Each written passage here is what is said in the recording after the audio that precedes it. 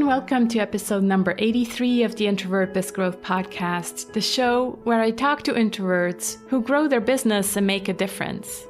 How's your summer been so far? Well, personally, I can't complain. After a heat wave in Switzerland, I spent about a week at our place in Sicily, and today I'm flying to Toronto, Canada, where I am going to spend a few days with my in-laws, and then from there, we're flying to California, San Diego, to visit where we used to live from 2006 to 2010, showing the kids where they went to school and where we went to the pool and all of that. So I just love traveling and adventures, but having two school-age kids makes that a little bit harder and more expensive, but it's still doable. And that's why I always take summers off. I just need to make sure that I get organized to make sure that I have bigger months in June and in September, for example. But given that freedom is my number one value, it's totally worth it for me. And actually talking about traveling, today's guest is also a big travel aficionado. Originally from England, she was in Mexico when we recorded this episode, and she also works in the US. Janice Chaka is the founder of the Career Introvert, where she coaches introverted women to excel in their career and business. She hosts a podcast, The Traveling Introvert, where she talks about running businesses, traveling, and being an introvert. She also hosts the Get Your Podcast Started Summit, and she helps entrepreneurs set up systems to create, run, and grow their podcasts so they go from just another overwhelming project to take on to a process-driven lead generator that integrates seamlessly into their business while helping to grow their brand. So without further ado, here's my conversation with Janice.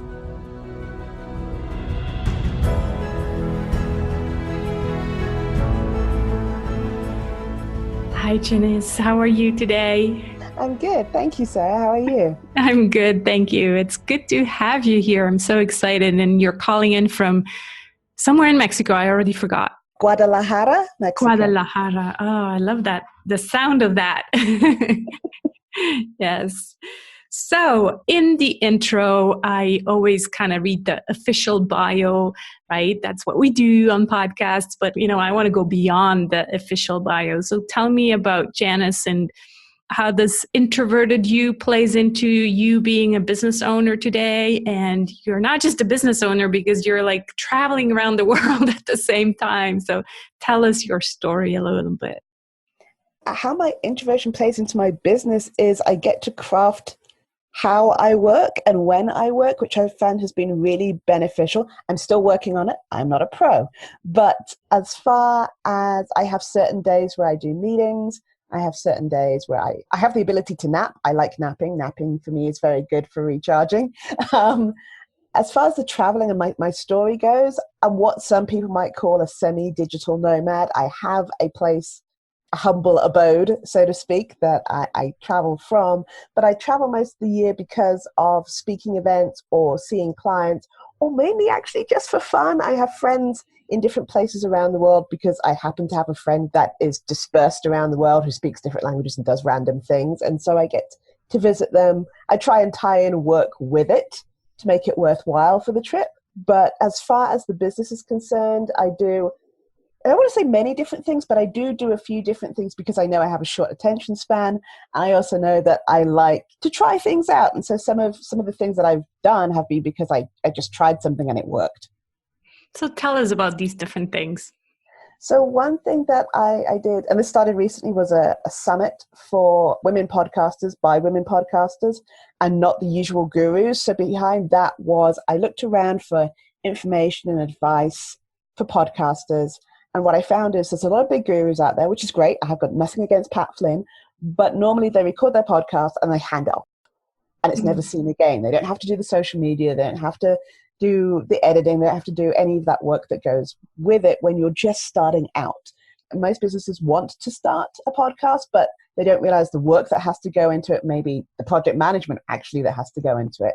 And so I wanted a resource for women who, whether their own business owners, who wanted to do this And that wasn't $200 or $300 or $1,000 to get the ticket. And so I created this summit that was called the Get Your Podcast Started Summit. And it was successful, surprisingly. I put it together in about 2.5 months, including having Christmas and Thanksgiving in the way. And so because that worked, I'm going to go do it again with more, time to prepare. And it should be awesome once more. So that's one thing I did. The other thing I did to try it out was for International Women's Day a couple of years ago, I interviewed introverts, women with businesses and without businesses who are employees around the world to see how they celebrated International Women's Day, what was different in every country, and also put a spotlight on the different types of jobs or careers or businesses that introverts have, and took all of those interviews and made them into a book. And so I did that as like let's see what happens. And then I've had people being like, so when's the next one? Because I said it was going to be a series, thinking I would do it every year and not realizing just how much work it was. That's every couple of years, then getting the interviews bit by bit. So that's another thing. And I do business and career coaching for introverts, and I work with charities for mentoring or for like event planning. I've been working with a charity in New York for a long time with their like galas that they do.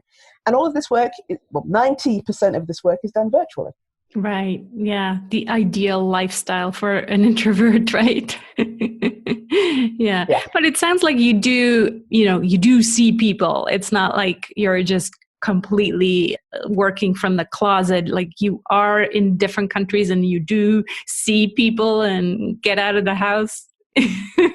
Kind of. I've realized that my work is done in waves or in stages. Like, for example, right now I'm at home.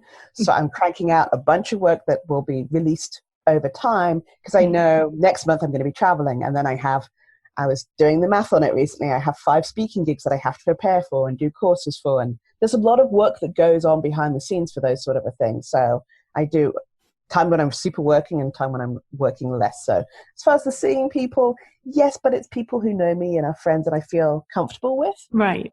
So it's not like networking events. It's more like, let's get together the girls and hang out at the restaurant or something like that. Yeah, never network. I say never networking events. I hate networking events. There's no other way around it. I figured out a way to deal with it. That was like my first book was about dealing with networking for introverts. But that's why I do speaking, because then people have an excuse to come and talk to me after the event and I don't have to go and talk to them. That's why. Well, I'll give you another hint on how to actually love networking because I hated networking. And now I organize my own events. So it's my rules. And people know me because, I'm the organizer or part of the organizers. And it's not about business. So we talk about deep, meaningful things rather than, hey, how are you? What's your name? What do you do? Last time the topic was let's get inspired and inspire each other. So then it's all about inspiration. Where do you find inspiration? And stuff we introverts actually enjoy. So that's how I got to like networking again. Even so, after the 2 hours, I'm just drained and I'm like, okay, time to go home. But, it is what it is. But no, I do like it. So let's talk about your introverted superpowers. What would you say as a business owner is this one thing that you really think, that's my superpower as an introvert in business? So what I think and what other people have told me are very different. So what other people have told me is project management and sort of seeing all the moving pieces that there might be and putting them all together in some kind of format, SOPs, or that's systems and everything that needs to go with it. That's what I've been told. I would have said listening, but apparently it's project management. Well, sometimes it's interesting how the world sees us differently. There's this personality test that Sally Hogshead put together. It's called How the World Sees Us. And I was also amazed how the results are like, really? That's how the people see me? And I had no idea. And it really helped kind of empower myself to, put that side more out there. So it was interesting discovery. Yeah, I highly recommend taking that test. It's just, it's one of those personality tests. You take what you want and you leave the rest. But it was an interesting insight. And so I'm not surprised that you're saying things that other people say are not always the ones that we think. Yeah. What would you say then is a challenge because you're introverted? Setting boundaries is still an issue. Dealing with clients. So I do a lot of HR work. I work with a company in Maryland because my background is in human resources. I've been doing that for 20 odd years. And there's always a fire to fight or client expectations, and sort of building that into the fact that I only want to have meetings on, say, Mondays and Thursdays, or that I only want to be checking emails, I don't know, 3 times a day, can be difficult. And so setting the boundaries not only with the client but with my business partner has been an interesting thing. But at the same time, the payoff is they totally understand when I'm traveling and I'm like, I'm on a plane for 15 hours and it's not an issue. So there's that balance there and working out what works well. But I don't know if that's been an introvert challenge or a me challenge or just working online challenge, because the expectation these days is to be online all the time and to be available all the time. So I think it might be a combination of all of those things. Yeah, I definitely think it's a combination, but it's something that comes up a lot. So I would say it's also probably specific to introverts because we're typically, more people pleasers maybe than extroverts. And so that's where the boundaries come in. And it's interesting how you said, yeah, it's easier to do when I'm on a flight. Well, of course, because that's the excuse, right? It's like, oh, that's easy to set that boundary. But if you actually have to say, I'm not answering emails, I'm working on, something else, then that's a bit more challenging. Yeah. What really helped me with setting boundaries is reading Essentialism, the book by Greg McKeown. So to really realize, well, what is essential to me? And therefore that means having to say no to things that are not essential to me, right? So like saying, yeah, it's not essential to me to be constantly responding to every email that comes in all the time.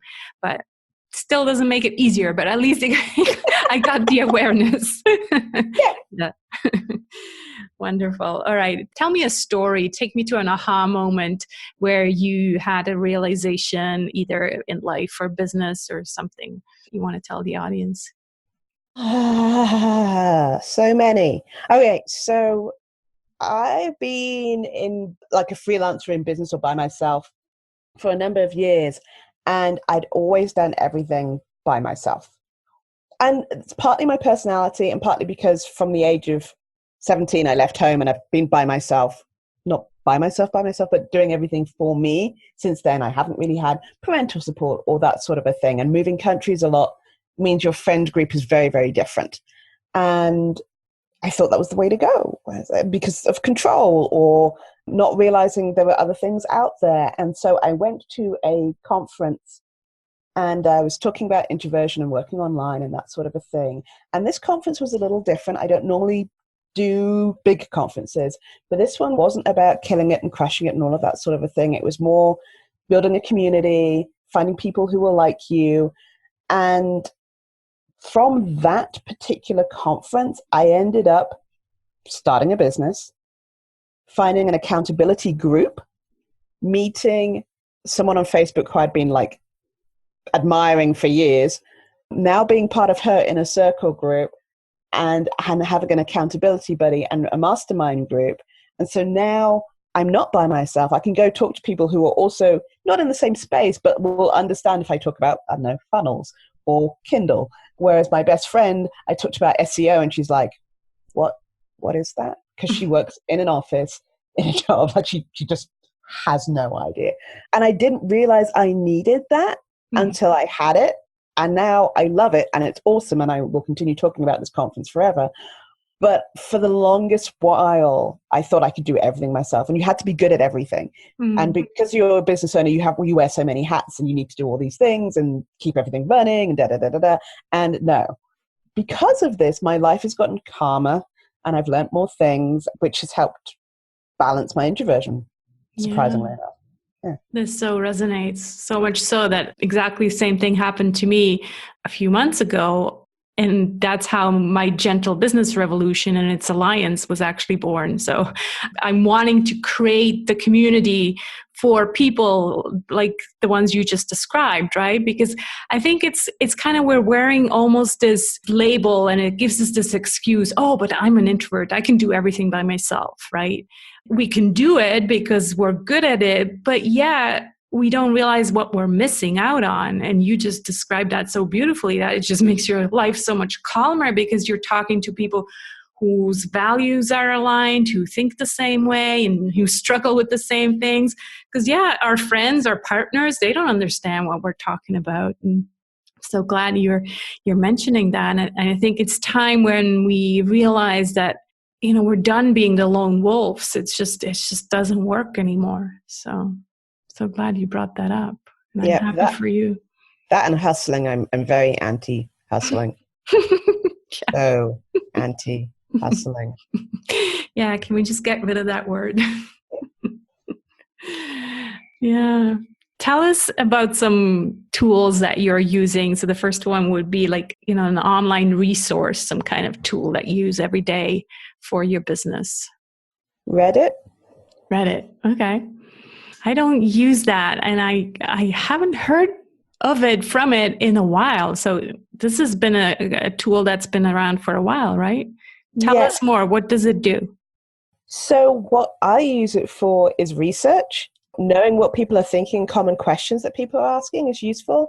I also run a community on there for remote work leaders, and I'm doing talks on that sort of a thing. And so it's really good to find out what issues they're having and that sort of a thing, because they're a community and many of them go there to complain. And so that's a really good place to figure out people's pain points and then go away and maybe help or figure out a way to help or find out what they're doing. It used to have a very bad reputation for being very male dominated and misogynistic, but you run your own community how you wish. So, it depends. But just knowing people's pain points and what people are talking about, it's kind of fun. It is a black hole, though.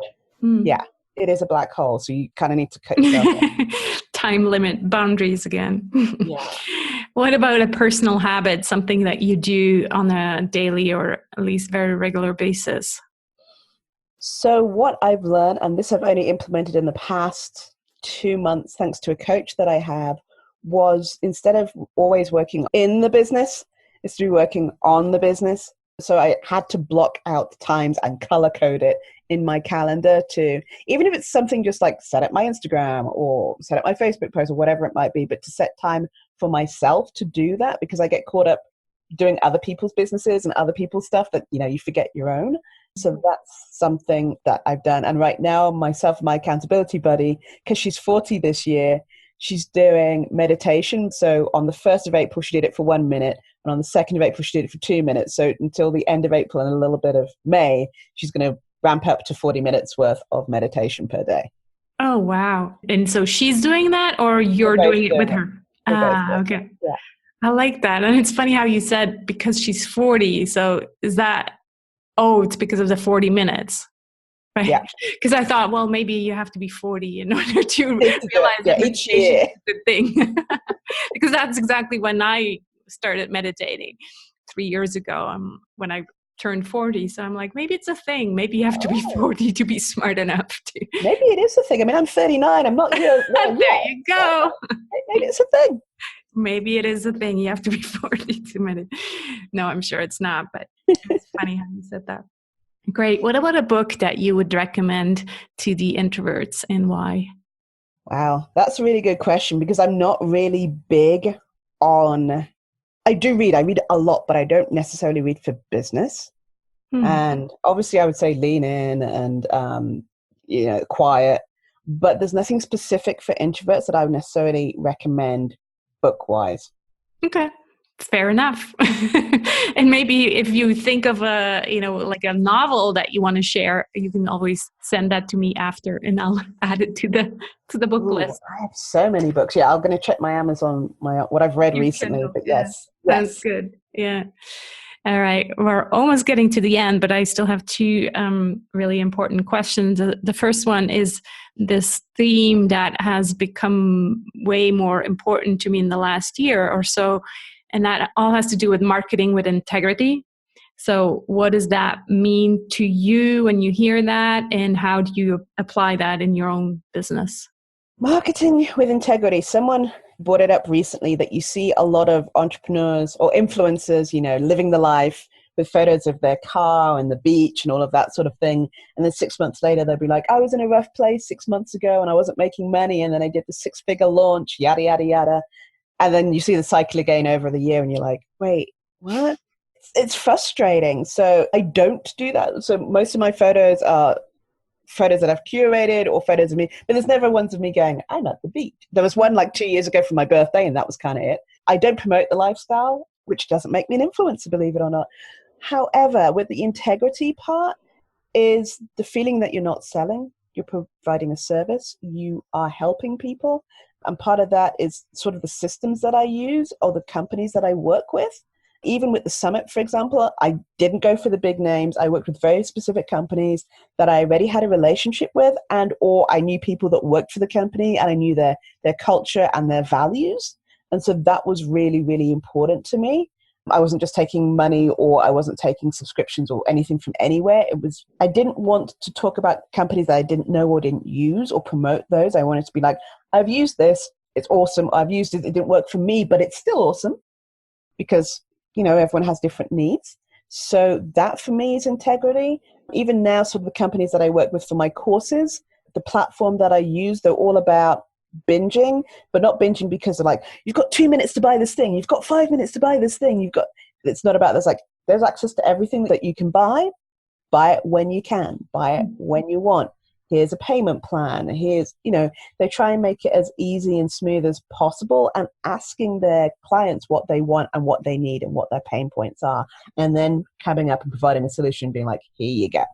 So those are the things it means to me. I find there's a lot of, right now, because of social media, all we're seeing is very curated slices of people's lives. And those curated slices tend to be picture worthy because that's how we work as humans. We gravitate towards images. We like writing too, but the image has to catch your eye first. And so because we see these curated pieces, we're led to believe that this is what this person's life actually is. And it's very, very rarely the case. And I think that's a bad thing, bad social media, but need it to get clients. It's hard. Yeah. So it's all about fairness and transparency and not wanting people to believe something that's not true, right? That's what integrity is all about. It's like, don't sell something that is not attainable. And then also using marketing techniques. What I'm so sick of is, first of all, already the word persuasion, like that just means like we're manipulating basically people into a scarcity mindset that then makes them feel so anxious that they think they have to buy, right?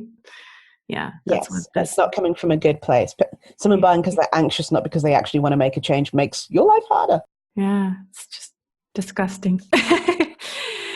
Well, yeah, I think we could keep on talking about this for hours, but I want to end with this final question that I ask all my guests, and that is, what are you grateful for today or this week, this month, Janice? Oh, so many things. I'm grateful for being part of a community that has led me to find different systems, different things to better my life and how I live it. I'm grateful for the support that I get from people who understand what I do and people who don't understand what I do. I mean, to this day, my partner has to try and explain to people what I do. And he's like, she does stuff. I don't She makes money somehow. I don't know. Because for a lot of people, it's very confusing. They're like, but she's British, but she lives in Mexico, but she's here and she's doing what? We don't. So yes, I'm grateful for the ability. I don't realize what I've done. So I talk to my friends and they're like, yeah, but you realize that you've done this thing for 7 years and somehow you've made it work. No, you had no plan. You didn't know what you were doing, but you've made it work. For you, apparently your skill is making it work no matter what random situation you might be in. And so sometimes I have to ask people like, oh, is this not normal? Okay, I'm grateful for this. I'm grateful that I've managed to do this thing. And yeah, okay, I should stop rambling now. Grateful for a lot of stuff. It's good to be grateful for so much different, many different things, right? Yeah, it's funny how people always say, because I write down 3 things each night, and people are like, don't you end up always writing the same stuff? I'm like, no, there's always, these small things that come up, and yeah, it's those little things that count. So Yep, yeah. Some days it's electricity and internet, Yeah, exactly. just depends. I'm grateful that your Mexican internet worked so well during our podcast. So That's awesome here. Yep. This was fun. Thank you so much for being my guest, Janice, and let's be in touch. Okay, thank you.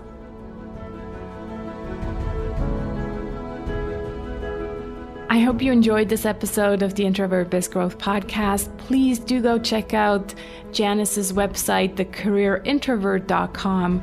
And you can also have a look at the Traveling Introvert. That's where her podcast is hosted. You'll find this episode's show notes at sarahsanacroce.com/episode 83. And I wanted to let you know that I have 2 more episodes with introverts for you.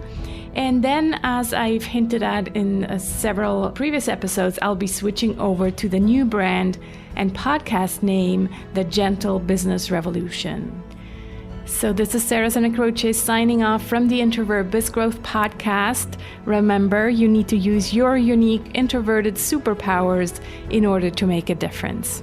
And I still need to find a new line to end my new show. Speak to you soon. Bye-bye.